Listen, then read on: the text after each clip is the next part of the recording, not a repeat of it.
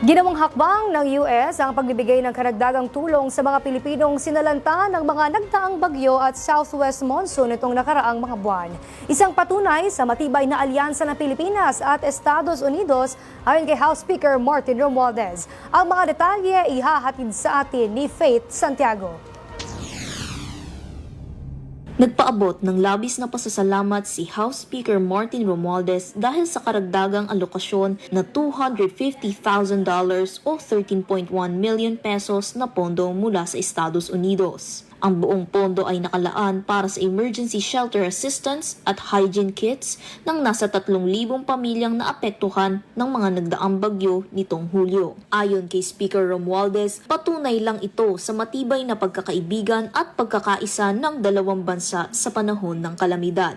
Binigyang diin din ni Speaker Romualdez ang patuloy na pagtulong at pagdamay ng US sa Pilipinas sakaling mga ilangan ang bansa. Makikipag-ugnayan naman ang International Organization for Migration sa Department of Social Welfare and Development para maipamahagi ang shelter-grade tarpaulins, repair kits, hygiene kits at iba pang mahahalagang kagamitan sa mga pamilyang nawalan ng tahanan. Hinimok ni Speaker Romualdez ang DSWD na unahin na muna ang low-income households, partikular na ang senior citizens, persons with disabilities at kabataan. Mababatid naman na una nang nakapagbigay ng tulong ang US sa pamamagitan ng World Food Program kung saan nakapamahagi ng halos 50 family food packs para sa 200,000 benepisyaryo mula sa Northern at Central Luzon. Suportado rin ng US military aircraft ang Armed Forces of the Philippines sa pagbabahagi ng higit 6,000 food packs sa 18,000 individual sa Batanes.